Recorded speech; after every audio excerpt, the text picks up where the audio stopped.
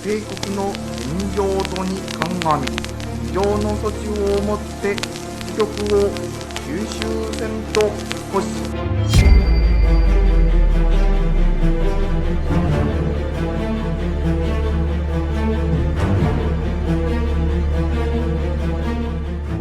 Kekaisaran Jepang pernah mengguncang Asia Pasifik dengan rangkaian kemenangan yang seolah mustahil dihentikan.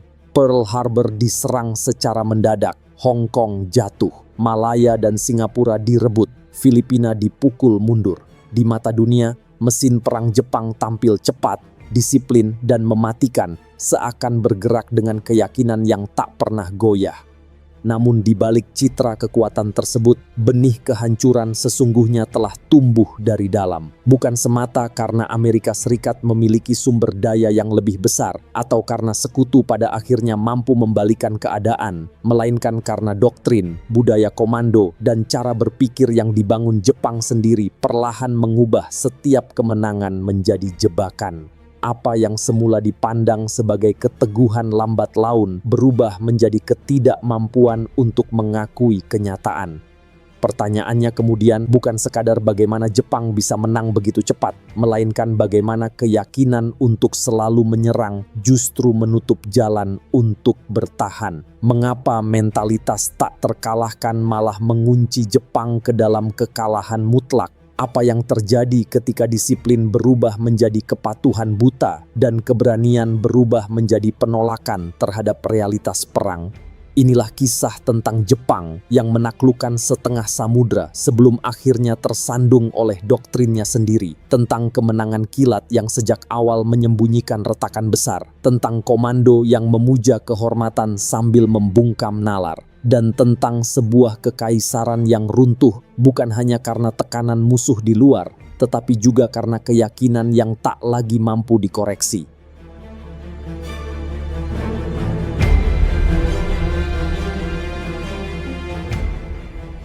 Pada paruh akhir abad ke-19, Jepang bergerak dengan kecepatan yang mengejutkan dunia setelah restorasi Meiji pada 1868.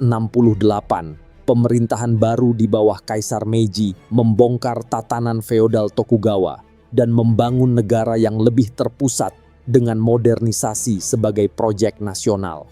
Domain-domain samurai dibubarkan, sistem pajak tanah disusun ulang, wajib militer diperkenalkan, dan birokrasi modern dibangun dari pusat. Dalam waktu singkat, galangan kapal, pabrik baja, jalur kereta, pelabuhan, dan sekolah teknik bermunculan. Jepang tidak lagi sekadar berusaha bertahan dari tekanan barat. Negara itu mulai menyerap teknologi, organisasi, dan cara membangun kekuatan seperti yang telah lebih dulu dilakukan negara-negara industri Eropa. Transformasi tersebut segera mengubah posisi Jepang di Asia Timur. Kemenangan atas Cina dalam perang tahun 1894 sampai 1895, disusul kemenangan atas Rusia pada tahun 1905, menunjukkan bahwa modernisasi Meiji bukan sekadar simbol kemajuan, melainkan telah melahirkan mesin negara yang mampu bersaing dengan kekuatan besar. Industri berat berkembang pesat, armada laut diperbesar, dan angkatan darat dipersenjatai dengan standar modern. Namun keberhasilan itu juga menciptakan kebutuhan baru. Pabrik baja membutuhkan biji besi, kapal perang dan kendaraan membutuhkan minyak.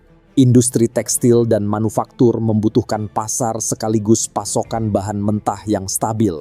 Sebagai negara kepulauan yang miskin sumber daya alam, semakin maju ekonomi Jepang, semakin besar pula ketergantungannya pada pasokan dari luar negeri. Dari titik inilah ekspansi berubah dari pilihan politik menjadi bagian dari cara negara mempertahankan pertumbuhannya. Taiwan dianeksasi, pengaruh diperluas ke Korea. Lalu Korea secara resmi dicaplok pada tahun 1910. Manchuria dipandang bukan hanya sebagai wilayah strategis, tetapi juga sebagai sumber batu bara, biji besi, lahan pertanian, dan jaringan kereta api yang dapat menopang kebutuhan industri Jepang. Di dalam cara pandang seperti ini, keamanan, ekonomi, dan ekspansi mulai melebur menjadi satu kesatuan. Industri memasok kebutuhan perang, perang membuka akses terhadap sumber daya, sementara sumber daya menjaga roda industri tetap berputar. Semakin besar kapasitas industri Jepang, semakin kuat pula dorongan untuk terus memperluas wilayah pengaruhnya. Namun negara yang tumbuh begitu cepat itu juga mewarisi kelemahan mendasar dalam struktur kekuasaannya. Konstitusi Meiji tahun 1889 memang membentuk parlemen dan kabinet, tetapi militer tidak pernah benar-benar ditempatkan di bawah kendali sipil. Angkatan darat dan angkatan laut memiliki hubungan langsung dengan takhta melalui hak komando tertinggi kaisar. Di saat yang sama, jabatan Menteri Angkatan Darat dan Menteri Angkatan Laut hanya dapat diisi oleh perwira aktif. Ketentuan ini memberi militer alat politik yang sangat kuat. Dengan menolak mengirim perwira untuk menduduki salah satu jabatan tersebut, mereka dapat melumpuhkan kabinet tanpa harus melakukan kudeta. Dalam praktiknya, pemerintah sipil tidak pernah sepenuhnya mengendalikan penggunaan kekuatan bersenjata negara. Struktur seperti itu membuka ruang yang semakin besar bagi radikalisasi. Ketika krisis ekonomi, nasionalisme, dan kekhawatiran terhadap tekanan Barat menguat pada awal abad ke-20, kelompok-kelompok perwira garis keras memperoleh perlindungan institusional untuk mendorong agenda mereka sendiri. Pembunuhan politik, tekanan terhadap kabinet, hingga operasi militer tanpa persetujuan penuh pemerintah menjadi semakin mungkin terjadi. Invasi ke Manchuria pada tahun 1931 memperlihatkan pola tersebut secara nyata. Aksi militer di lapangan lebih dahulu menciptakan fakta politik, sementara pemerintah pusat dipaksa menyesuaikan diri dengan keadaan yang sudah telanjur berubah. Sejak saat itu, militerisme Jepang berkembang bukan lagi sekadar sebagai kebijakan pertahanan, melainkan sebagai cara pandang negara yang memuliakan ekspansi, menyingkirkan kompromi sipil, dan menganggap penggunaan kekuatan bersenjata sebagai jawaban utama atas persoalan nasional. Ketika militer memperoleh otonomi sebesar itu, perebutan arah negara tidak lagi berlangsung terutama di parlemen atau kabinet. Pusat pengambilan keputusan perlahan bergeser ke markas besar, staf umum, dan kelompok-kelompok perwira yang membawa agenda masing-masing. Dari sinilah retakan berikutnya mulai tumbuh, bukan hanya antara pemerintah sipil dan militer, tetapi juga di dalam tubuh militer Jepang sendiri.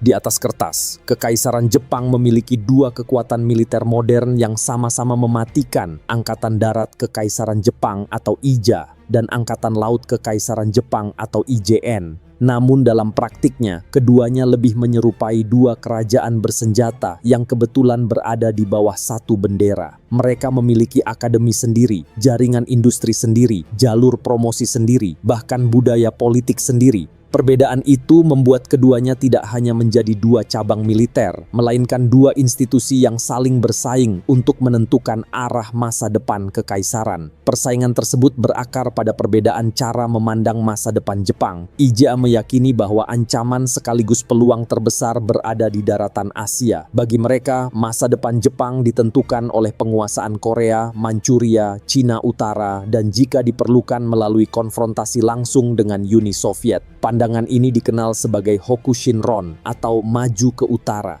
Sebaliknya, IJN melihat masa depan Jepang dari jalur laut. Mereka meyakini bahwa kelangsungan negara bergantung pada penguasaan Asia Tenggara, Hindia Belanda, Filipina, dan kawasan Pasifik yang kaya minyak, karet, serta berbagai bahan mentah lainnya. Gagasan ini dikenal sebagai Nanshinron atau maju ke selatan. Dengan kata lain, satu angkatan berupaya membangun imperium kontinental, sementara yang lain mengejar imperium maritim. Satu negara pun bergerak menuju dua tujuan strategis yang berbeda. Perbedaan visi tersebut bukan sekadar perdebatan di ruang rapat. Pilihan strategi akan menentukan siapa yang memperoleh kapal, siapa yang memperoleh tank, siapa yang menguasai baja, bahan bakar, dan porsi anggaran negara. Setiap tahun, perebutan sumber daya berubah menjadi persaingan institusional yang semakin keras. IJA menuntut lebih banyak divisi, artileri, dan jalur kereta api untuk menopang operasi di Cina dan Manchuria. Sementara itu, IJN menuntut kapal induk, kapal tempur, pesawat angkatan laut, dan pangkalan samudra untuk menghadapi Amerika Serikat dan Inggris. Karena tidak ada otoritas sipil yang cukup kuat untuk menetapkan satu prioritas nasional, anggaran pertahanan berkembang bukan berdasarkan strategi bersama, melainkan sebagai hasil tarik-menarik antara dua birokrasi bersenjata yang sama-sama menganggap kepentingannya paling utama. Akibatnya, Jepang membangun mesin perang yang besar tetapi terpecah. Angkatan darat dan angkatan laut mengembangkan sistem persenjataan, jaringan logistik, bahkan program penerbangan yang berjalan secara terpisah.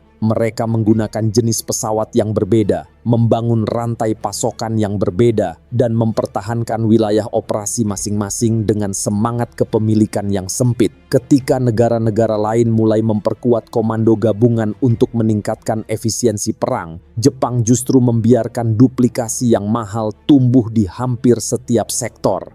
Kapasitas industri yang seharusnya memperkuat daya tahan perang justru terkuras untuk memenuhi persaingan antar lembaga. Yang lebih merusak, rivalitas tersebut juga melahirkan budaya saling menutup informasi. IJA dan IJN kerap menahan laporan intelijen, menyembunyikan kelemahan, atau membatasi akses satu sama lain terhadap rencana operasi. Bukan karena informasi tersebut tidak penting, melainkan karena nilainya dianggap terlalu besar untuk dibagikan kepada pesaing di dalam negeri. Dalam perang melawan Cina, perencanaan ekspansi ke Asia Tenggara, hingga persiapan menghadapi Amerika Serikat, koordinasi seringkali berjalan setengah hati. Masing-masing cabang lebih khawatir kehilangan pengaruh di hadapan istana atau kabinet daripada membangun kerjasama yang utuh. Dalam struktur seperti ini, kerahasiaan tidak lagi terutama diarahkan kepada musuh, tetapi justru kepada sesama institusi Jepang sendiri. Dampaknya terlihat pada tingkat strategi nasional. Jepang mampu melancarkan operasi-operasi taktis yang berani dan mengesankan, tetapi kesulitan menyusun tujuan perang yang benar-benar konsisten. Apakah prioritas utamanya menghancurkan Uni Soviet di utara, menaklukkan Cina hingga tuntas, atau merebut sumber daya di selatan sebelum Amerika Serikat sempat bereaksi? Jawaban atas pertanyaan tersebut terus berubah mengikuti keseimbangan pengaruh antara IJA dan IJN, bukan berdasarkan satu rancangan nasional yang terpadu. Akibatnya, Jepang memasuki perang besar dengan daftar sasaran yang semakin luas, sementara sumber dayanya tetap terbatas dan pusat pengambilan keputusannya terus terbelah. Persaingan ini membuat kekaisaran Jepang tampak kokoh dari luar, tetapi rapuh pada fondasi yang menyatukan seluruh kekuatannya. Kapal, divisi, dan pabrik memang terus bertambah, tetapi semuanya bergerak tanpa satu poros strategi yang benar-benar disepakati. Ketika tekanan perang semakin besar, retakan tersebut tidak mengecil, melainkan semakin melebar. Dan di balik persaingan tersebut masih ada persoalan lain yang jauh lebih mendasar. Budaya internal yang menuntut kepatuhan mutlak, sekaligus menghukum keraguan dan membungkam setiap upaya koreksi.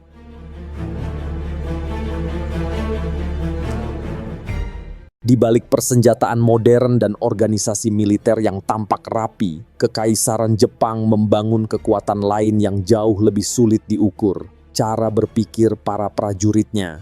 Bagi para pemimpin militer, kemenangan tidak cukup ditopang oleh senjata, pelatihan, atau teknologi. Ia juga harus ditopang oleh keyakinan yang membuat setiap perintah diterima sebagai kehormatan, bukan sekadar kewajiban. Karena itu, disiplin tidak hanya ditegakkan melalui aturan dan hukuman, tetapi juga dibungkus dengan nilai-nilai moral seperti kesetiaan, pengorbanan, kehormatan, dan kematian yang dianggap mulia. Disinilah Bushido, kode etik samurai dari era feodal, diangkat kembali dan dibentuk ulang untuk melayani kebutuhan negara modern yang sedang mempersenjatai diri. Nilai-nilai yang semula beragam dan terikat pada kelas samurai disederhanakan menjadi doktrin resmi yang dapat diajarkan kepada jutaan tentara wajib militer. Dalam versi militer abad ke-20, Bushido tidak lagi diajarkan sebagai etika pribadi yang kompleks, melainkan sebagai kewajiban mutlak untuk taat, bertahan, dan mati bila diperintahkan.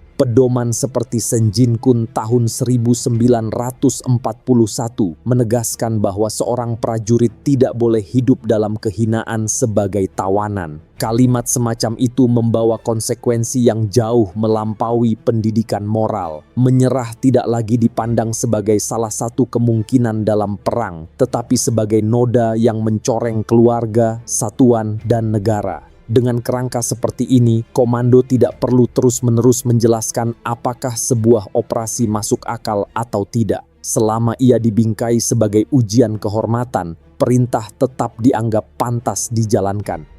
Cara berpikir tersebut perlahan mengubah ukuran keberhasilan militer Jepang. Dalam banyak angkatan bersenjata modern, nyawa prajurit diperlakukan sebagai sumber daya yang harus dijaga agar kemampuan tempur tetap bertahan. Sebaliknya, budaya militer Jepang yang semakin radikal justru memandang pengorbanan besar sebagai bukti kemurnian semangat. Serangan frontal yang mahal, pertahanan hingga orang terakhir, dan penolakan mundur meski posisi sudah tidak mungkin dipertahankan memperoleh legitimasi moral. Akibatnya, keberanian perlahan menggantikan efektivitas sebagai ukuran utama keberhasilan. Ketika semangat dipisahkan dari logistik, waktu, dan peluang kemenangan, keputusan militer pun mulai menjauh dari nalar strategis. Cara pandang ini juga memengaruhi bagaimana tentara Jepang memperlakukan lawannya. Musuh yang menyerah dipandang telah kehilangan kehormatan sehingga tidak lagi layak memperoleh penghormatan sebagai seorang prajurit.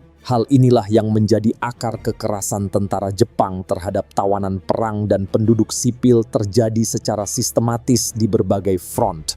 Kekejaman bukan semata lahir dari brutalitas perang, tetapi juga dari doktrin yang menolak mengakui martabat orang yang memilih tetap hidup setelah kalah. Di dalam negeri, logika yang sama mempersempit ruang bagi penilaian realistis. Jika mati dianggap lebih terhormat daripada mundur, maka setiap usulan kompromi akan mudah dicap sebagai kelemahan, bukan sebagai pertimbangan strategis. Namun budaya militer Jepang menyimpan paradoks yang tidak kalah berbahaya. Di satu sisi, prajurit biasa dituntut patuh tanpa syarat. Di sisi lain, sebagian perwira justru merasa memiliki hak untuk melangkahi atasannya apabila yakin sedang bertindak demi kepentingan kekaisaran. Gagasan inilah yang dikenal sebagai Gekokujo. Dalam praktiknya, seorang perwira dapat membangkang, memprovokasi krisis, bahkan menggunakan kekerasan politik dengan keyakinan bahwa negara pada akhirnya akan mengikuti fakta yang telah ia ciptakan. Pola ini terlihat jelas pada insiden Mukden tahun 1931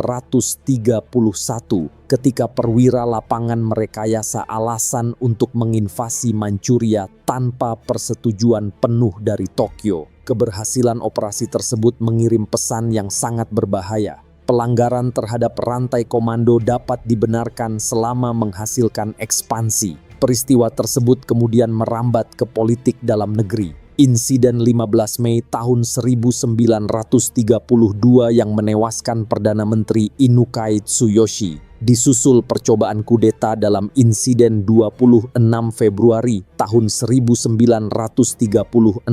Menunjukkan bahwa kekerasan telah masuk ke pusat pengambilan keputusan negara. Para pemimpin sipil belajar bahwa menentang arus militer bisa berujung maut. Sementara itu, banyak perwira justru melihat bahwa fanatisme seringkali dihukum setengah hati selama dibungkus dengan bahasa kesetiaan kepada kaisar.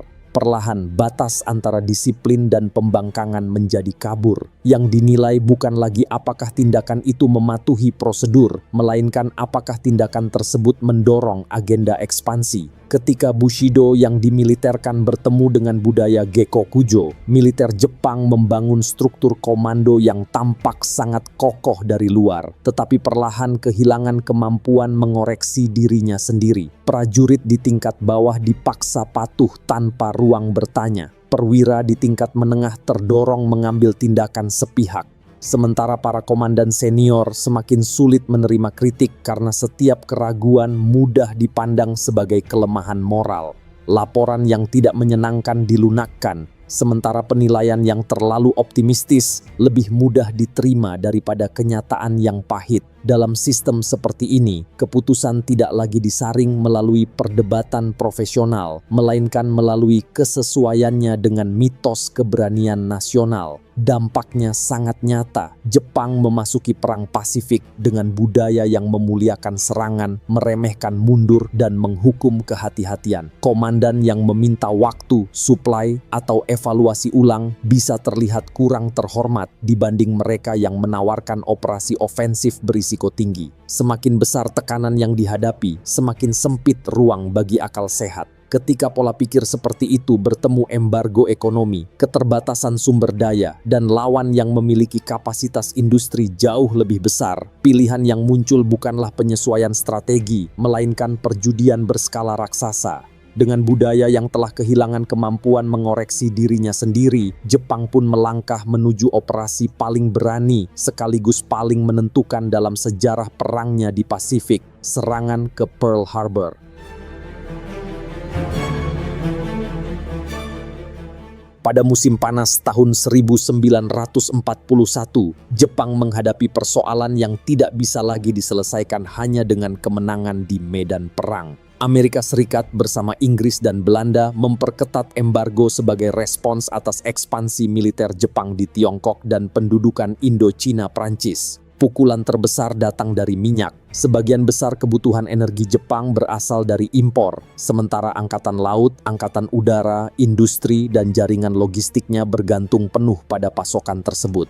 Tanpa minyak, kapal perang tidak dapat berlayar, pesawat tidak dapat terbang, dan pabrik-pabrik tidak mampu mempertahankan produksi. Cadangan yang dimiliki Jepang hanya cukup untuk waktu yang terbatas. Di Tokyo, pilihan yang tersedia semakin menyempit, menghentikan ekspansi dan menerima tekanan diplomatik atau merebut sumber daya di Asia Tenggara dengan risiko berperang melawan kekuatan Barat. Masalahnya, jalan menuju ladang minyak di Asia Tenggara tidak akan terbuka selama armada Pasifik Amerika masih menjadi ancaman. Dari sinilah Laksamana Isoroku Yamamoto mengajukan rencana yang sangat berani. Ia mengusulkan serangan pendahuluan untuk melumpuhkan armada Amerika di Pearl Harbor sebelum perang benar-benar meluas. Yamamoto tidak pernah menganggap rencana itu sebagai jalan menuju kemenangan mutlak. Ia justru memahami bahwa Jepang hampir mustahil memenangkan perang jangka panjang melawan kapasitas industri Amerika.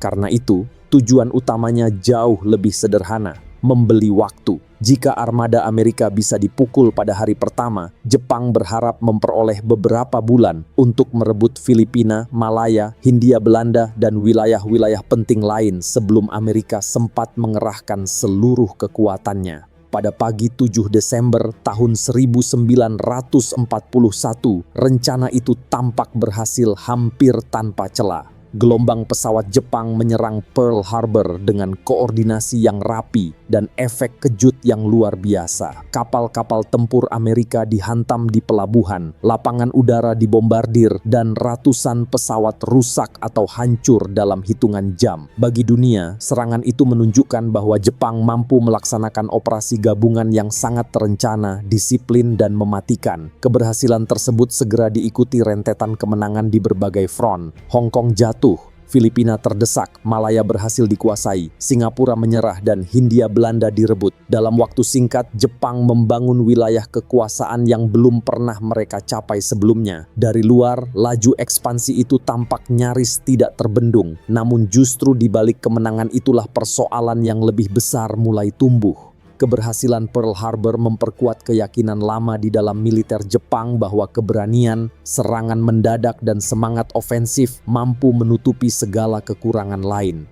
Operasi yang semula dirancang sebagai langkah darurat perlahan dipandang sebagai bukti bahwa cara berperang Jepang memang lebih unggul. Banyak perwira mulai percaya bahwa kemenangan awal tersebut mencerminkan kelebihan yang akan terus membawa mereka menang, bukan sekadar keberhasilan memanfaatkan unsur kejutan. Semakin panjang daftar kemenangan, semakin kuat pula keyakinan bahwa Jepang hampir tidak mungkin dikalahkan. Padahal kenyataannya justru sebaliknya. Secara taktis, Pearl Harbor memang berhasil. Namun secara strategis, serangan itu memaksa Jepang memasuki perang yang paling ingin mereka hindari. Amerika Serikat memiliki galangan kapal, pabrik baja, kilang minyak, jaringan transportasi, dan tenaga kerja dalam jumlah yang tidak mampu ditandingi Jepang. Bahkan sasaran-sasaran yang paling menentukan bagi perang jangka panjang tidak ikut lumpuh. Kapal-kapal induk Amerika sedang tidak berada di pelabuhan, sementara fasilitas perbaikan dan tangki penyimpanan bahan bakar tetap utuh. Jepang berhasil mengejutkan lawannya, tetapi gagal menghancurkan kemampuan Amerika untuk bangkit dan membangun kembali kekuatannya. Ironisnya, rangkaian kemenangan awal justru membuat kenyataan itu semakin sulit diterima. Ketika wilayah pendudukan terus bertambah luas, sebagian besar perencana militer di Tokyo mulai meyakini bahwa Amerika akan kehilangan kemauan berperang sebelum kekuatan industrinya benar-benar bekerja. Mereka meremehkan kemampuan lawannya membangun kapal baru, melatih ribuan pilot dan awak, serta mengubah perang menjadi perlombaan produksi yang panjang. Jepang memang berhasil memukul lebih dulu, tetapi pada saat yang sama mereka juga menyeret diri ke dalam jenis perang yang paling menguntungkan pihak lawan. Ujian pertama atas ilusi tersebut datang lebih cepat dari yang mereka duga. Di sebuah atol kecil di tengah Samudra Pasifik bernama Midway, batas antara kemenangan taktis dan realitas industri itu akhirnya membentur dinding kenyataan. Setelah serangan ke Pearl Harbor, pimpinan Angkatan Laut Jepang percaya bahwa satu kemenangan besar lagi dapat memaksa Amerika Serikat bertempur dalam kondisi yang diinginkan Tokyo. Target berikutnya adalah Midway, atol kecil di Pasifik Tengah yang tampak sepele di peta, tetapi penting sebagai pos maju menuju Hawaii. Laksamana Isoroku Yamamoto merancang operasi untuk memancing kapal induk Amerika keluar, lalu menghancurkannya dalam satu pertempuran penentu. Namun sejak awal, rencana ini membawa kelemahan serius. Operasi Midway disusun terlalu rumit. Armada dipecah ke dalam beberapa gugus, disertai manuver pengalihan ke Kepulauan Aleut, sementara jarak antar satuan terlalu jauh untuk saling mendukung dengan cepat. Lebih berbahaya lagi, seluruh rencana bergantung pada satu asumsi besar, bahwa Amerika akan bereaksi tepat seperti yang diperkirakan Jepang. Kelemahan tersebut menjadi jauh lebih berbahaya karena syarat utama keberhasilannya sudah runtuh. Bahkan sebelum armada Jepang berangkat, Amerika berhasil memecahkan bagian penting sandi Angkatan Laut Jepang. Di Pusat Intelligence Station Haipo, Joseph Rochefort dan timnya menyimpulkan bahwa kode AF dalam komunikasi Jepang merujuk pada Midway. Untuk memastikannya, Amerika mengirim pesan terbuka palsu bahwa fasilitas penyulingan air di Midway mengalami kerusakan. Tidak lama kemudian Jepang menangkap pesan itu dan melaporkan kembali bahwa AF kekurangan air. Konfirmasi itu memberi Washington kepastian tentang sasaran serangan sekaligus waktu untuk menyiapkan penyergapan. Jepang pun bergerak menuju sebuah operasi rahasia yang pada dasarnya telah diketahui lawannya. Pada pagi 4 Juni tahun 1942, armada penyerang Jepang di bawah Laksamana Chuichi Nagumo masih terlihat memegang kendali. Gelombang pertama pesawat Jepang menghantam Midway dan menimbulkan kerusakan, tetapi laporan dari pilot menyebutkan bahwa serangan kedua kemungkinan masih diperlukan. Nagumo menghadapi dilema yang sangat menentukan. Sebagian pesawat cadangan di kapal induknya telah dipersenjatai untuk kemungkinan serangan kedua ke darat. Di saat yang sama, laporan pengintaian tentang keberadaan kapal Amerika datang terlambat dan tidak lengkap. Ia lalu memerintahkan perubahan persenjataan agar pesawat-pesawat itu bisa digunakan untuk menyerang kapal. Keputusan itu memerlukan waktu. Bom dan torpedo harus ditukar, bahan bakar harus diisi, dan dek penerbangan harus ditata ulang. Dalam jeda singkat yang kacau itulah kapal-kapal induk Jepang berada pada titik paling rentan, dengan hanggar yang dipenuhi bahan bakar, amunisi, dan pesawat yang belum siap diterbangkan. Amerika memanfaatkan celah tersebut dengan sangat efektif. Serangan torpedo dari skuadron-skuadron yang datang lebih dulu memang gagal dan menelan korban besar. tetapi pengorbanan itu memaksa patroli udara Jepang turun ke ketinggian rendah. Tak lama kemudian, pesawat pengebom tukik Amerika muncul dari atas hampir tanpa gangguan. Dalam hitungan menit, kapal induk Akagi, Kaga, dan Soryu dilalap api. Beberapa jam setelahnya, Hiryu, kapal induk Jepang terakhir yang masih mampu melancarkan serangan balasan, juga dihantam dan akhirnya tenggelam. Dalam satu hari, Jepang kehilangan 4 kapal induk garis depan, inti kekuatan yang sebelumnya membawa mereka menyerang Pearl Harbor. Bersamaan dengan itu, Jepang juga kehilangan pilot-pilot berpengalaman, awak pendukung, teknisi, dan kemampuan tempur yang tidak mungkin dipulihkan dengan cepat. Bencana di Midway bukan hanya soal kapal yang tenggelam. Pertempuran ini juga memperlihatkan bagaimana budaya komando Jepang ikut memperparah kekalahan. Dalam sistem yang keras terhadap kegagalan dan sangat menekankan citra keteguhan, para komandan memiliki dorongan kuat untuk menunda, mengurangi, atau membingkai ulang kabar buruk. Akibatnya, laporan yang naik ke tingkat atas tidak selalu menggambarkan skala kehancuran yang sebenarnya. Situasi sering disajikan seolah masih terkendali, kerusakan musuh lebih ditonjolkan, dan pengakuan atas kehilangan besar kerap ditunda sampai ada konfirmasi yang dianggap aman. Di Midway, keterlambatan dan distorsi seperti ini membawa akibat yang sangat mahal. Tokyo tidak segera memahami bahwa kekuatan utama armada kapal induknya telah hancur. Ketika informasi yang sampai ke pusat pengambilan keputusan tidak lengkap atau terlalu optimistis, respons strategis pun mudah meleset. Markas besar Jepang tidak segera menata ulang prioritas perang sesuai kenyataan baru. Mereka telah kehilangan kemampuan serang laut yang paling berharga. Sebaliknya, sebagian rencana berikutnya masih dibangun di atas anggapan bahwa kekuatan inti angkatan laut bisa dipulihkan, atau bahwa inisiatif perang belum sepenuhnya beralih ke tangan Amerika. Dalam perang modern yang ditentukan oleh industri dan logistik, kesalahan membaca satu pertempuran besar dapat merusak rangkaian keputusan setelahnya, mulai dari penempatan kapal, pembagian pilot, perlindungan konvoi, sampai penentuan wilayah mana yang harus dipertahankan atau dilepas. Midway menghancurkan keyakinan bahwa keberanian dan serangan pendahuluan selalu cukup untuk menutup kelemahan dalam sumber daya. Jepang kini berhadapan dengan lawan yang bukan hanya mampu membaca rencananya, tetapi juga sanggup menanggung kerugian dan menggantinya dengan produksi yang jauh lebih besar. Sejak saat itu, setiap kapal induk, setiap pilot veteran, dan setiap ton bahan bakar menjadi jauh lebih penting bagi Tokyo. Namun penyesuaian yang dibutuhkan tidak berjalan cepat. Budaya internal yang enggan mengakui kelemahan secara terbuka membuat perubahan strategi berlangsung lambat. Dalam keadaan seperti itu, kekalahan besar tidak selalu langsung diikuti pembenahan besar, terutama ketika sistem komando lebih takut pada rasa malu daripada pada fakta di lapangan. Di Pasifik, dampak kekalahan itu segera terlihat. Armada yang sebelumnya menjadi simbol keunggulan Jepang kini kehilangan pusat kekuatannya. Ketika kendali strategis di laut mulai goyah, perang pun bergerak ke tahap berikutnya yang tidak kalah mematikan. Perebutan pulau-pulau tropis, pertempuran di hutan lebat, dan perjuangan menjaga jalur suplai yang sangat panjang. Mulai titik ini, perang tidak lagi hanya menguji keberanian, tetapi juga kemampuan sebuah negara untuk memasok, mengangkut, dan mempertahankan pasukannya dari satu pulau ke pulau lain.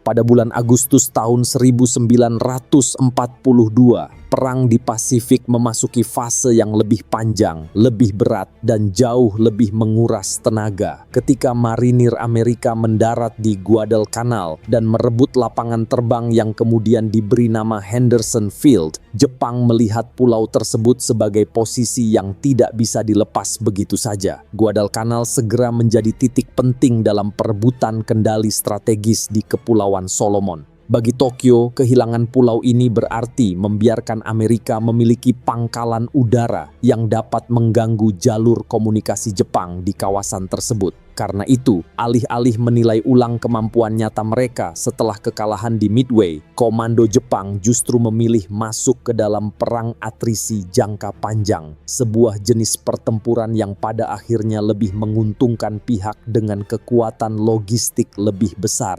Keputusan itu kembali memperlihatkan kelemahan lama militer Jepang, keyakinan bahwa semangat menyerang dapat menutup kekurangan dalam persenjataan, suplai, dan dukungan tempur. Pasukan dikirim sedikit demi sedikit ke Guadalcanal dengan anggapan bahwa serangan malam, infiltrasi, dan keberanian infanteri akan cukup untuk memukul mundur Amerika. Dalam beberapa bulan berikutnya, Jepang melancarkan serangkaian serangan darat yang berulang kali gagal, termasuk serangan besar di sekitar perimeter Henderson Field. Banyak unit yang baru tiba langsung didorong ke pertempuran sebelum memiliki peta yang memadai, dukungan artileri yang cukup, atau cadangan makanan yang aman.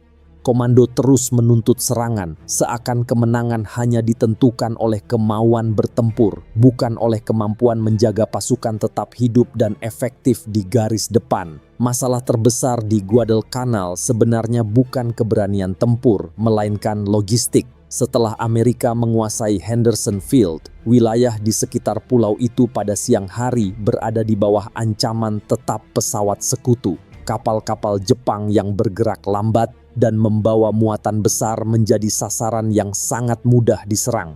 Untuk menghindari serangan udara, Jepang lalu mengandalkan pelayaran malam berkecepatan tinggi dengan kapal perusak dalam operasi yang oleh sekutu dijuluki Tokyo Express. Cara ini memang cukup efektif untuk mengirim personel, tetapi sangat terbatas untuk membawa artileri berat, kendaraan, amunisi dalam jumlah besar, terlebih lagi bahan makanan bagi puluhan ribu pasukan. Jepang masih bisa mengirim tentara ke Guadalcanal, tetapi tidak mampu mengirim semua yang dibutuhkan agar mereka dapat bertempur dan bertahan hidup. Di darat dampaknya segera terasa. Hutan tropis, hujan deras, lumpur, nyamuk, dan penyakit mempercepat kemerosotan kondisi fisik pasukan. Persediaan beras menipis, jatah makanan menyusut drastis. Banyak tentara terpaksa bertahan hidup dengan akar-akaran, rumput, kelapa, atau apapun yang bisa ditemukan di sekitar posisi mereka. Disentri, malaria, dan kekurangan gizi menyebar luas. Dalam banyak kasus, prajurit Jepang tidak gugur saat menyerbu posisi Amerika, tetapi perlahan melemah karena tubuh mereka tidak lagi memiliki tenaga untuk bergerak, menembak, bahkan berdiri. Di kalangan tentara Jepang, Guadalcanal kemudian dikenal sebagai Pulau Kelaparan, sebutan yang dengan gamblang menggambarkan kegagalan komando menjaga pasukannya tetap hidup. Yang membuat tragedi ini semakin pahit adalah kenyataan bahwa penderitaan itu berlangsung di bawah perintah yang terus menolak keadaan sebenarnya. Para komandan di tingkat atas berulang kali melebihkan peluang keberhasilan serangan berikutnya, sambil meremehkan besarnya krisis logistik yang sedang terjadi. Doktrin ofensif membuat mundur terlihat memalukan, sementara bertahan tanpa suplai masih dianggap lebih terhormat daripada mengakui bahwa operasi itu sudah tidak mungkin dipertahankan. Dalam kondisi seperti ini, kelaparan bukan lagi sekadar efek samping perang. Kelaparan menjadi hasil langsung dari keputusan komando yang menempatkan gengsi di atas kebutuhan paling dasar pasukannya. Pada awal tahun 1943, Jepang akhirnya memutuskan mengevakuasi sisa pasukannya dari Guadalcanal. Dari sisi operasional, evakuasi itu dilaksanakan dengan cukup rapi. Namun yang tertinggal adalah kenyataan yang sangat pahit. Ribuan tentara telah mati bukan karena satu kekalahan taktis yang menentukan, melainkan karena sistem perang Jepang gagal memahami bahwa logistik adalah dasar dari kemampuan tempur, bukan urusan sampingan. Kekalahan ini menghantam moral angkatan darat kekaisaran dengan keras. Guadalcanal membuktikan bahwa keberanian infanteri tidak akan mampu mengalahkan kelaparan, penyakit, serta dominasi musuh di laut dan udara. Bagi sekutu, pelajaran dari Guadalcanal sangat jelas. Posisi Jepang di pulau-pulau terpencil tidak selalu harus direbut melalui serangan frontal yang mahal. Jika jalur suplainya diputus, garnisun yang tampak kuat dan sulit digoyahkan, itu lambat laun akan melemah dengan sendirinya. Dari pengalaman inilah, sekutu mulai membentuk pendekatan ofensif berikutnya, melewati sebagian titik pertahanan Jepang, memotong suplainya, lalu membiarkan posisi-posisi itu terisolasi hingga kehilangan nilai tempurnya.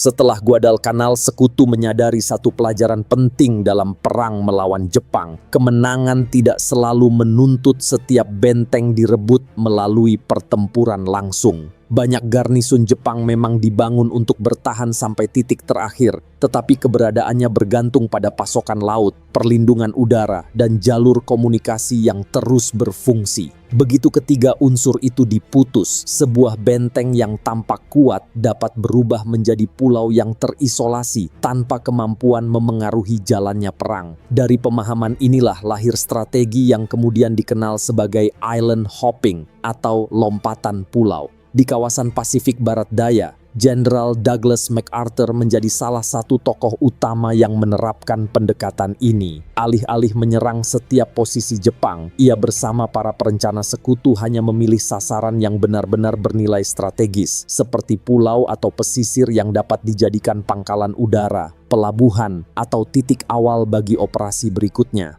Tujuannya bukan merebut seluruh wilayah yang diduduki Jepang, melainkan membangun jalur maju yang memungkinkan armada, pesawat, dan pasukan sekutu bergerak semakin dekat ke Filipina, lalu menuju kepulauan utama Jepang. Dengan cara ini, setiap operasi dirancang untuk menghasilkan keuntungan militer yang sebesar mungkin dengan korban yang lebih kecil. Pola ini terlihat jelas dalam berbagai operasi di Nugini dan Kepulauan Solomon. Sekutu tidak selalu menyerang pertahanan Jepang yang paling kuat. Sebaliknya, mereka mencari sasaran yang cukup penting untuk mendukung operasi udara, tetapi dapat direbut dengan biaya yang lebih rendah. Setiap pangkalan udara yang berhasil dikuasai memperluas jangkauan pesawat sekutu ke sasaran berikutnya, sehingga kemajuan mereka berlangsung bertahap namun terus-menerus. Akibatnya, garis pertahanan Jepang perlahan kehilangan keterpaduannya.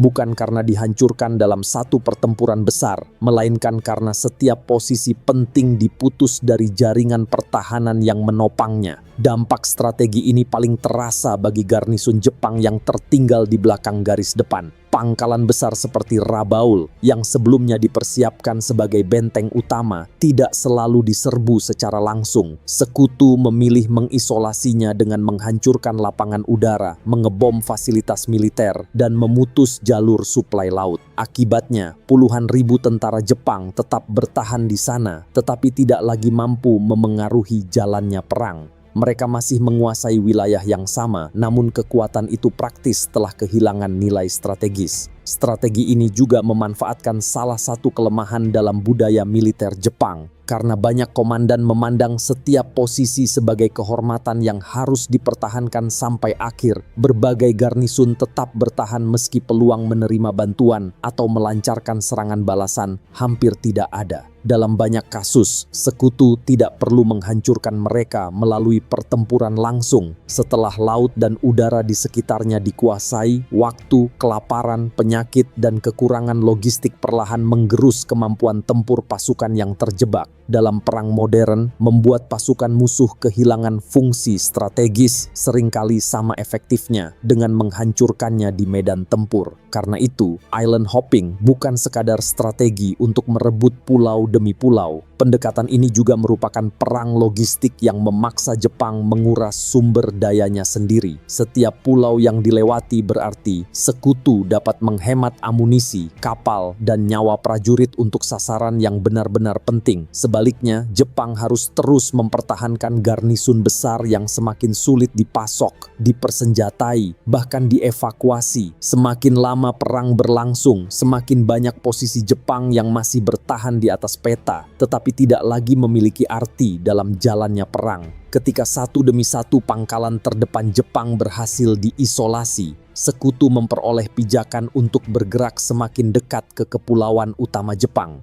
Tekanan yang semula terjadi di pulau-pulau terpencil, kini mulai bergeser ke sasaran yang jauh lebih menentukan. Jalur laut yang menjadi urat nadi pasokan menuju tanah air Jepang.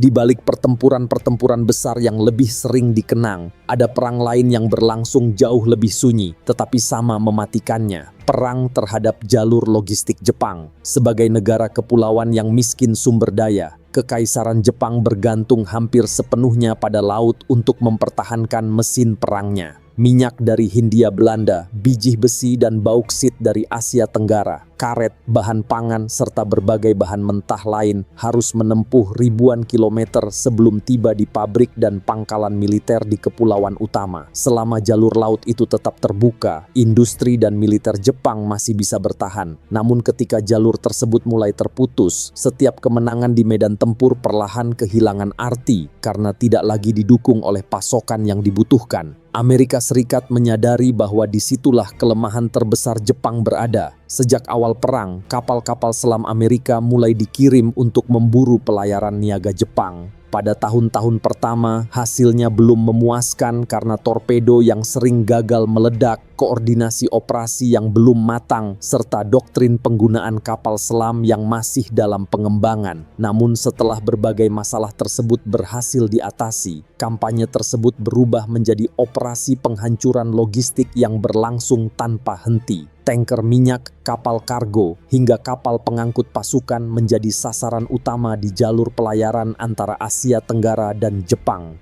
Armada tempur Jepang tidak perlu dihancurkan lebih dulu. Selama kapal-kapal pengangkut terus tenggelam, kemampuan Jepang untuk mempertahankan perang akan ikut runtuh. Masalahnya, Jepang tidak pernah benar-benar mempersiapkan diri untuk menghadapi perang semacam ini. Selama bertahun-tahun, Angkatan Laut Kekaisaran lebih berfokus membangun armada tempur demi memenangkan pertempuran laut berskala besar. Akibatnya, perlindungan konvoi, peperangan anti kapal selam, serta pembangunan kapal pengawal justru tertinggal. Radar mereka kalah maju, pelatihan anti kapal selam masih terbatas, sementara koordinasi antara kebutuhan militer dan pelayaran niaga berjalan buruk. Bahkan ketika kapal-kapal dagang mulai tenggelam dalam jumlah besar, respons Jepang tetap lambat. Banyak kapal masih berlayar dengan pengawalan minim, padahal ancaman terbesar justru datang dari kapal selam Amerika yang beroperasi tanpa terlihat di bawah permukaan laut. Dampaknya segera terlihat pada armada niaga Jepang. Tanker yang mengangkut minyak dari wilayah selatan tenggelam sebelum mencapai kilang. Kapal pembawa biji besi, batu bara, dan berbagai bahan mentah lain ikut lenyap di tengah perjalanan. Setiap kapal yang karam bukan hanya berarti hilangnya muatan saat itu juga, tetapi juga berkurangnya kapasitas angkut untuk perjalanan-perjalanan berikutnya. Jepang tidak mampu membangun kapal dagang baru secepat Amerika menenggelamkannya. Semakin lama perang berlangsung, semakin sedikit kapal yang tersedia untuk mengangkut semakin banyak kebutuhan. Pada akhirnya, wilayah pendudukan yang kaya sumber daya tidak lagi memberi keuntungan berarti karena hasil tambang dan minyaknya tidak pernah sampai ke Jepang. Krisis logistik tersebut kemudian menjalar ke dalam negeri. Pabrik-pabrik mulai kekurangan minyak pelumas, bahan bakar, baja, aluminium, dan berbagai bahan baku penting lainnya. Produksi pesawat, kapal perang, kendaraan militer, hingga amunisi terus menurun. Bukan semata-mata akibat pengeboman sekutu, tetapi karena bahan bakunya memang tidak lagi tersedia. Kapal perang yang masih utuh seringkali harus tetap berlabuh demi menghemat bahan bakar. Pilot-pilot baru juga tidak dapat berlatih secara memadai karena persediaan aftur semakin menipis. Perlahan, bukan hanya jumlah persenjataan yang berkurang, tetapi juga kemampuan Jepang untuk mengoperasikannya. Blokade kapal selam Amerika pada akhirnya mengubah perang menjadi perang logistik yang tidak bisa dimenangkan Jepang. Sebagai negara kepulauan yang bergantung pada impor, Jepang perlahan kehilangan kemampuan untuk menggerakkan mesin perangnya sendiri. Dampaknya tidak terjadi sekaligus, melainkan merambat sedikit demi sedikit. Pelabuhan kehilangan kapal-kapal pengangkut, pabrik kehilangan bahan baku, pangkalan kehilangan bahan bakar, dan akhirnya pasukan di garis depan kehilangan suplai yang mereka butuhkan. Tanpa aliran logistik yang stabil, kekuatan militer Jepang perlahan terkikis dari dalam. Dalam keadaan seperti itu, pilihan rasional seharusnya mengarah pada penghematan, konsolidasi, atau pengakuan atas keterbatasan. Namun kepemimpinan militer Jepang justru memilih arah yang berbeda. Ketika cadangan bahan bakar terus menipis, pilot-pilot berpengalaman semakin sulit digantikan, dan industri tidak lagi mampu menutup kerugian perang. Mereka mulai mencari cara bertempur yang tidak bergantung pada kekuatan jangka panjang. Sebuah strategi yang mengorbankan masa depan demi peluang terakhir untuk mengubah jalannya perang. Menjelang akhir tahun 1944, posisi Jepang terus memburuk. Cadangan perang menipis, industri tidak lagi mampu berproduksi seperti sebelumnya, dan angkatan udaranya semakin sulit mengganti kerugian yang terjadi hampir setiap hari. Pabrik-pabrik kekurangan bahan baku, pelatihan pilot dipersingkat sementara banyak pesawat baru harus diterbangkan oleh awak yang minim pengalaman. Kekalahan beruntun di laut juga telah merenggut kapal induk, pangkalan-pangkalan penting, serta jaringan logistik yang selama ini menopang operasi udara Jepang. Dalam keadaan seperti itu, setiap pesawat yang masih bisa terbang menjadi sangat berharga, sementara setiap pilot berpengalaman semakin sulit digantikan. Ironisnya, justru ketika kemampuan Jepang terus menyusut, tekanan untuk menghentikan laju Amerika semakin besar. Di tengah krisis itulah taktik kamikaze mulai dijalankan. Pada bulan Oktober tahun 1944, ketika pertempuran di sekitar Filipina mencapai titik genting, Laksamana Takijiro Onishi mendukung pembentukan unit serangan khusus yang bertugas menabrakkan pesawat bermuatan bom langsung ke kapal-kapal sekutu. Dari sudut pandang militer yang berada di ujung keputusasaan, logikanya sederhana. Jika pilot yang kurang terlatih tidak lagi mampu memenangkan pertempuran udara, maka pesawat itu sendiri dijadikan senjata. Alih-alih berusaha mempertahankan pesawat dan pilot untuk pertempuran berikutnya, Jepang memilih mengorbankan keduanya sekaligus demi peluang melumpuhkan satu kapal musuh. Namun kamikaze bukan sekadar keputusan militer.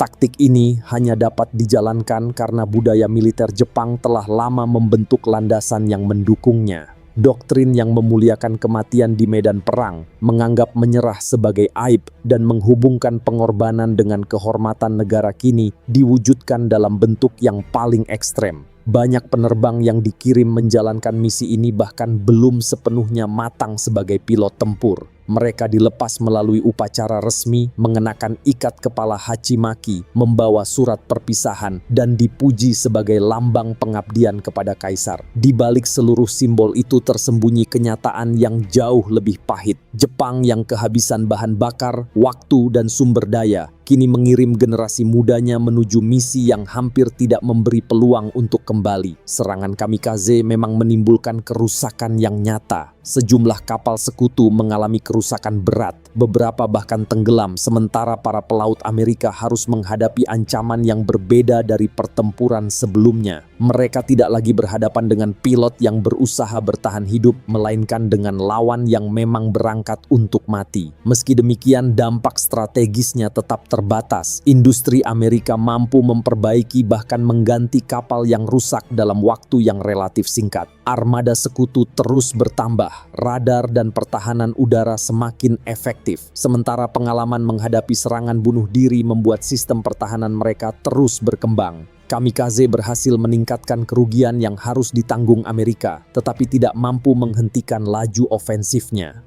Disinilah letak tragedi kamikaze yang sesungguhnya. Taktik ini dipromosikan sebagai lambang keberanian dan pengabdian tertinggi kepada negara. Padahal kemunculannya justru mencerminkan semakin menurunnya kemampuan Jepang untuk mempertahankan perang dengan cara-cara konvensional. Bukan teknologi yang memberi Jepang keunggulan, melainkan pengorbanan manusia yang dipaksa menggantikan kekurangan teknologi, pelatihan, dan kapasitas industri. Di balik kisah heroisme yang dibangun pemerintah, tersimpan kenyataan bahwa para pilot muda dikirim untuk menutup kegagalan sistem perang yang sudah tidak lagi mampu mempertahankan dirinya sendiri. Ketika gelombang serangan kamikaze tetap gagal menghentikan laju armada Amerika, pertahanan Jepang kembali kehilangan satu lapisan penting. Dominasi sekutu di laut kini semakin sulit diganggu-gugat. Kapal-kapal mereka dapat bergerak semakin dekat ke kepulauan utama Jepang tanpa menghadapi ancaman yang berarti. Kondisi itu membuka jalan bagi tahap berikutnya dalam strategi Amerika, mengirim pembom-pembom berat untuk menyerang langsung pusat-pusat industri dan kota-kota di jantung Kekaisaran Jepang.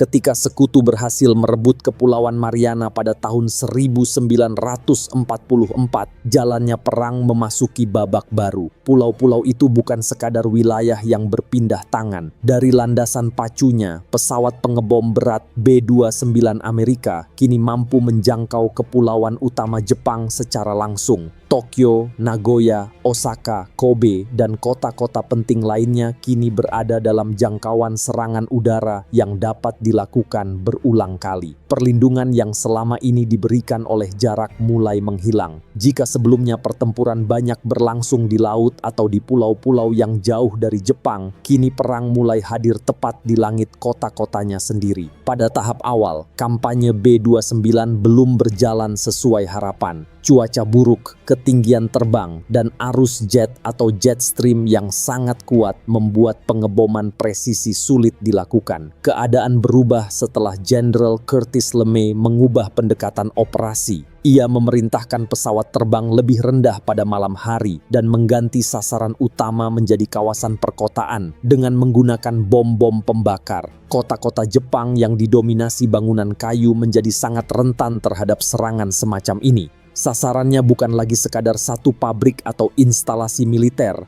melainkan seluruh kawasan industri perkotaan, dengan asumsi bahwa rumah-rumah pekerja, bengkel kecil, gudang, dan jaringan transportasi semuanya ikut menopang kemampuan perang Jepang. Dampaknya sangat menghancurkan. Pada malam 9 hingga 10 Maret 1945, Tokyo mengalami salah satu serangan udara paling mematikan dalam sejarah. Ratusan pengebom B-29 menjatuhkan bom-bom pembakar yang memicu badai api di berbagai penjuru kota. Jalan-jalan berubah menjadi lautan api, sementara kanal dan sungai dipenuhi warga yang berusaha menyelamatkan diri dari panas yang semakin mendekat. Dalam semalam, puluhan ribu orang kehilangan nyawa. Setelah Tokyo, giliran Nagoya, Osaka, Kobe, Yokohama, dan puluhan kota lain yang dihantam berulang kali. Dampaknya tidak hanya pada pabrik-pabrik besar, tetapi juga rumah para pekerja, bengkel keluarga, gudang bahan baku, jaringan listrik, hingga jalur distribusi yang menghubungkan semuanya. Di Jepang pada masa perang, produksi industri tidak seluruhnya dipusatkan di kompleks pabrik berskala besar seperti di beberapa negara barat. Banyak komponen justru dibuat oleh jaringan bengkel kecil dan industri rumahan yang tersebar di kawasan permukiman. Karena itu, ketika satu kawasan kota habis terbakar, yang hilang bukan hanya rumah-rumah penduduk, tetapi juga tempat-tempat produksi yang memasok kebutuhan industri perang. Setiap blok yang berubah menjadi abu berarti semakin sedikit suku cadang yang dapat dibuat, semakin sedikit peralatan yang dapat diperbaiki, dan semakin sedikit pekerja yang mampu kembali bekerja keesokan harinya. Dengan cara inilah, pengeboman Amerika melumpuhkan kehidupan warga sekaligus kemampuan industri Jepang untuk terus berproduksi. Sistem pertahanan udara Jepang tidak mampu menahan tekanan ini. Kekurangan bahan bakar membatasi jam terbang pencegat. Produksi pesawat menurun. Pilot berpengalaman semakin langka. Radar dan koordinasi pertahanan tidak cukup untuk menghadapi gelombang serangan besar yang datang berulang.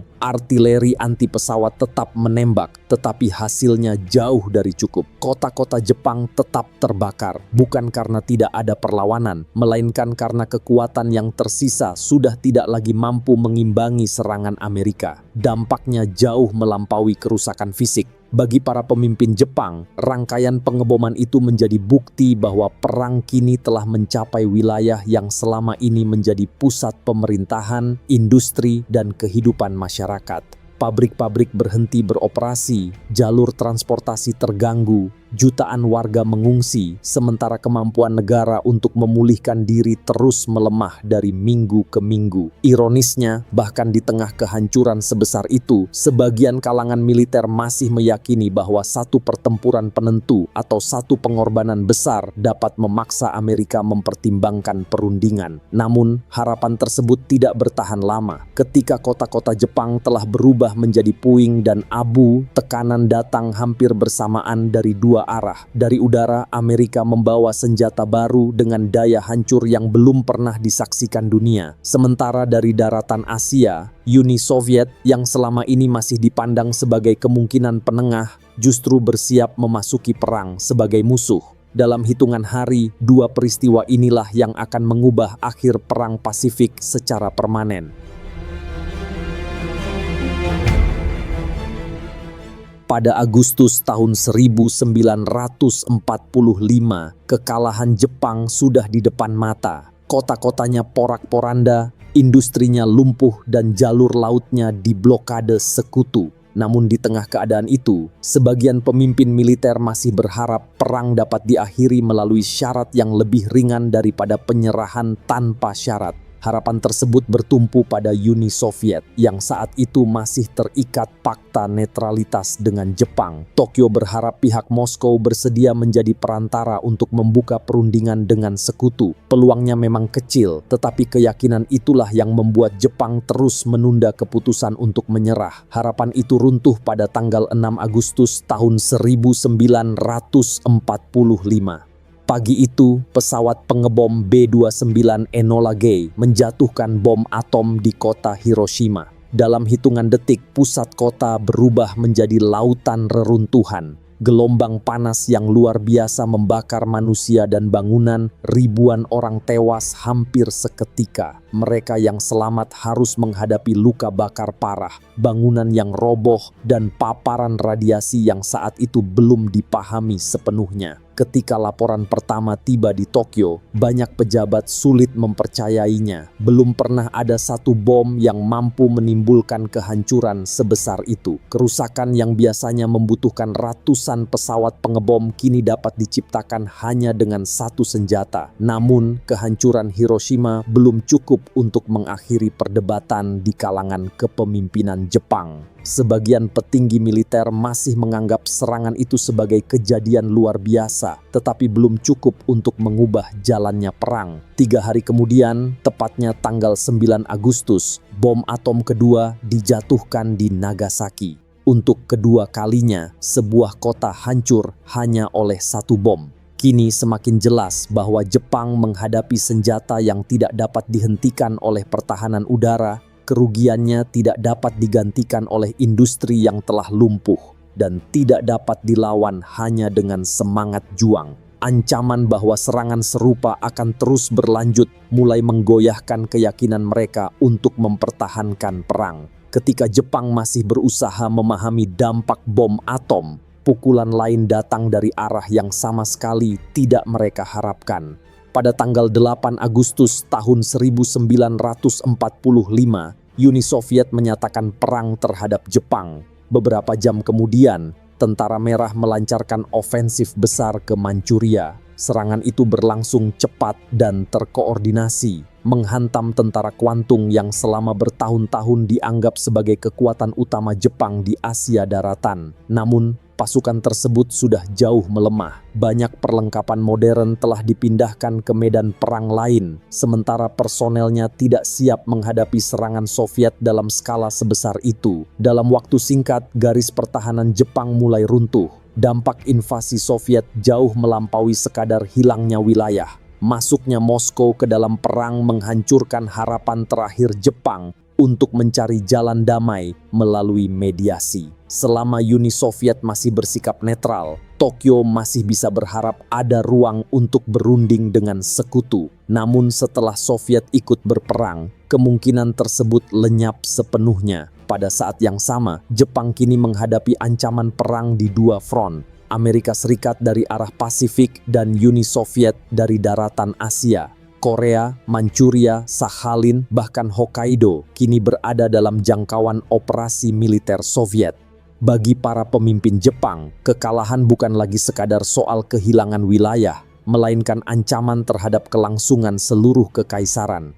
Dalam situasi seperti itu, pihak Tokyo tidak lagi dapat menunda keputusan. Laporan dari medan perang, kehancuran akibat bom atom, dan runtuhnya harapan diplomatik mengarah pada satu kesimpulan yang sama. Perang tidak mungkin lagi dimenangkan. Kebuntuan di tingkat pemerintahan akhirnya harus diakhiri. Untuk pertama kalinya, keputusan mengenai masa depan negara tidak lagi hanya berada di tangan para pemimpin sipil dan militer, melainkan beralih kepada sosok yang selama ini jarang terlibat langsung dalam perdebatan politik sehari-hari, yaitu Kaisar Hirohito.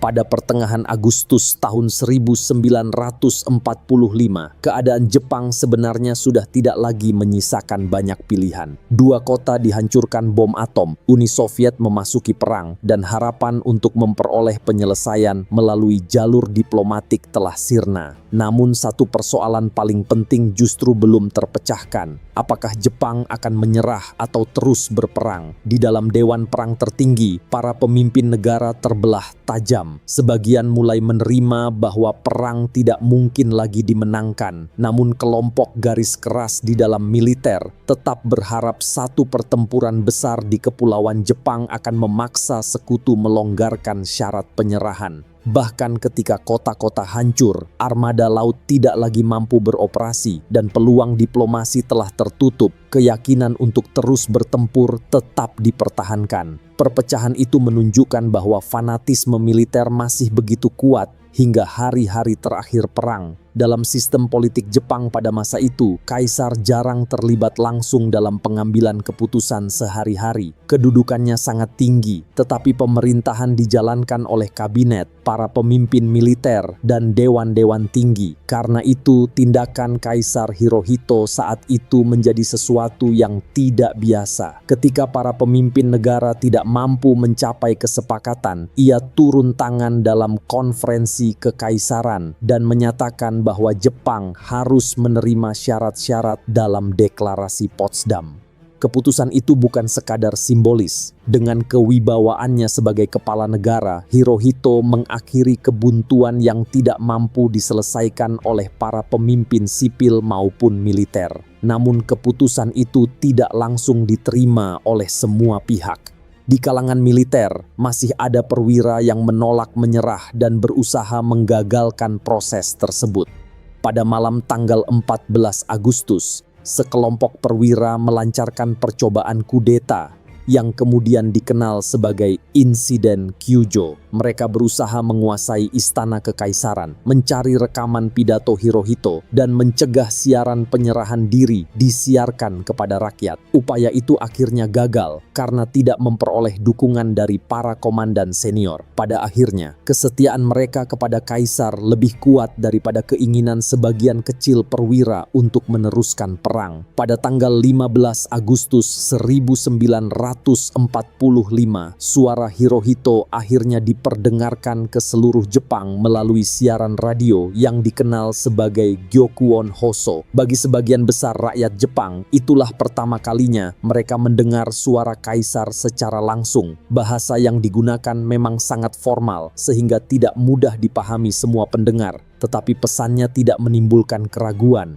Jepang harus menerima kekalahan dan mengakhiri perang. Melalui siaran tersebut, otoritas tertinggi negara secara resmi memerintahkan penghentian perlawanan. Bagi tentara, pejabat pemerintah, maupun rakyat yang sejak lama dididik untuk mematuhi kaisar, perintah tersebut memiliki kekuatan yang hampir tidak mungkin ditolak. Penyerahan Jepang bukan sekadar akibat kekalahan di medan perang, Keputusan itu juga lahir karena campur tangan langsung Kaisar Hirohito ketika pemerintahan mengalami kebuntuan. Selama bertahun-tahun, militer Jepang membangun budaya kepatuhan kepada kaisar untuk memperkuat semangat berperang. Namun pada saat-saat terakhir perang, budaya kepatuhan yang sama justru membuat perintah untuk menghentikan perlawanan dapat diterima oleh sebagian besar angkatan bersenjata. Dengan demikian, perang yang selama bertahun-tahun dijalankan atas nama kaisar akhirnya diakhiri oleh keputusan kaisar sendiri.